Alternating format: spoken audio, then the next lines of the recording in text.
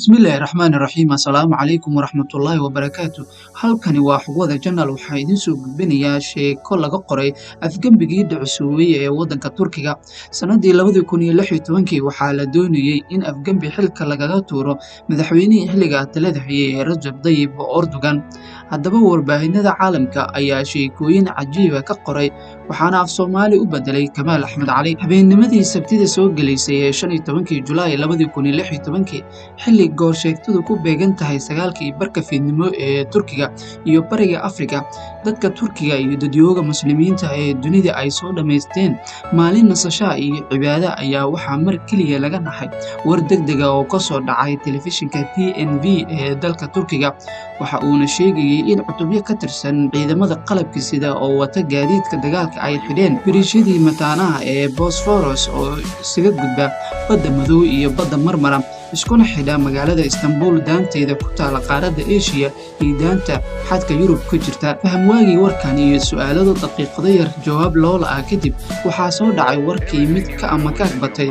warbaahinta oo dhan ayaa soo tabinaysa in diyaaradaha kumaatiga u kacay ee ciidamadu ay dul xebaabayaan xarunta sirdoonka ee qaranka iyo dhismaha taliska guud ee ciidamada qalabka. haddana waa war kale oo leh ciidamo ka tirsan militariga oo aan la garanaynin ujeedadooda ayaa taliyihii guud ee ciidamada qalabka sida Jenaraal Qalusi Akar ka kaxaystay xafiiskii xarunta taliska guud ee ciidamada. ilaa iminka lama oga halka ay geeyeen janaalka iyo xaaladda runta ah ee uu ku sugan yahay. geeri iyo nololba waxa ay su'aal gashay, ma nool yahay mise waa la dilay, oo labadaba warbaahintu waa ay sheegaysay. waa war kale oo leh diyaaradaha kuwa dagaalka ee ciidamada cirka Turkiga ayaa bambaano ku tuuray qasriga madaxtooyada. haddana waa war kale iyo war kale iyo war kale. warar ilbiriqsiyo gudahooda iska soo daba dhacayay oo mid kasta midkii hore ka yaab badan yahay ayaa laga bareejiyey muwaadiniintii iyo guud ahaan dadkii dunida daafaha warbaahinada kala socday habeenkani. bedel xawaaraha dabeesha ku socda ayaa ilbiriqsi kasta soo kordhayay. ra-iisul wasaaraha dalka bin Cali Yildirim ayaa qoraal uu soo saaray ku sheegay in dalku uu isku dayay afgembi ka dhacay balse la fashiliyey, xukuumaduna talada dalka 90% gacanta ku haysa. durbadiiba waxaa hadalka ra-iisul wasaaraha ka abuurmay dood hor leh intii afgembiga la jirtay guda iyo dibadba. waxa ay warka ra-iisul wasaaraha ka qaateen in xaalku farahu ka baxay. waxa ay su'aashu noqotay, haddiiba xukuumaddu sida uu ra-iisul wasaaruhu uu sheegay awooddii dalka hayo, maxaa isaga u diiday inuu si toosa uga hadlo xaaladda ay ku kalifay qoraalkan. intii niyadda ka jecleed in waxa dhacayo riyo noqdo ayaa nafta ku samirsiiyey in xaalku gacanta ugu jiro xukuumadda. laakiin su'aalo badan ayaa ayna iyagaba jawaab u haynin. aaway madaxweynihii diidanaa ee Rajab Tayyip Erdogan? yaa afgembiga fulinaya iyo nidaamka Erdogan diidanaa gudaha oo keliya ayaa laga wadaa mise gacmo shisheeye ayaa ku jira? ma u dhan yihiin ciidamada xisbiyadii siyaasadda ee ka soo horjeeday Erdogan?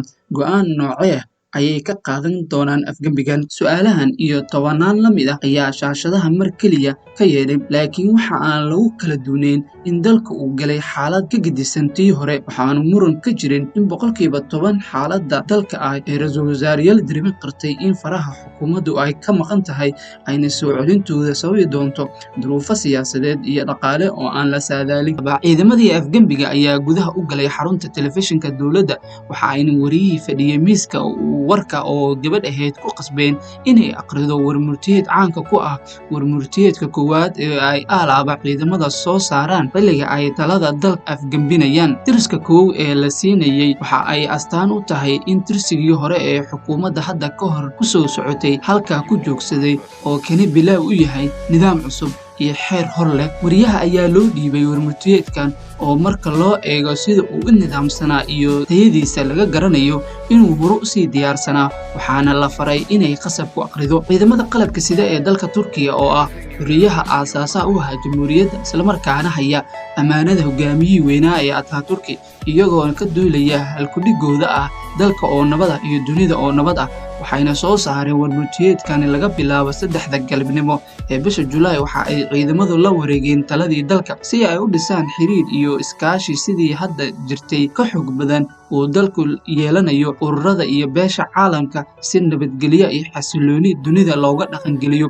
ayaa lagu yidhi warmurtiyeedkani wariyahu akhrinayay oo aan lahayn taariikh loo jeedo, taasoo muujinaysa inuu ahaa qoraal hore u diyaarsanaa balse wakhtiga uu ka baxayo aan markiiba la diyaarinayay la garanaynin. Kooxda afgembigu waxa ay qoraalkoodani ku sheegeen in ciidamada qalabka sida ay hadda kadib gacanta ku haynayaan amniga, xasiloonida iyo barwaaqaynta shacabka Turkiga, dibna u soo celinayaan kaalintii caalamiga ahayd ee ay dowladooda dunida ku lahaan jirtay.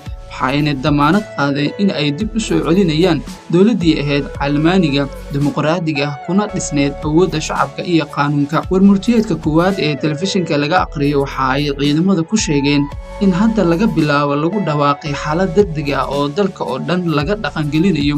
Isla daqiiqadani laga bilaabo waxaa lagu dhawaaqayaa xaalad degdeg ah oo dalka daafihiisa oo dhan ka dhaqangelaysa. Sidoo kale ilaa amar dambe waxaa dalka lagu soo rogay xayiraad dhaqdhaqaaq bandow ah ayaa lagu yidhi. waxayna ku soo gabagabeeyeen liiska magacyo dad ah ay ciidamada u magacaabeen in xaaladda degdega ay hogaaminayaan gobollada iyo degmooyinka iyagoo maamulayaan.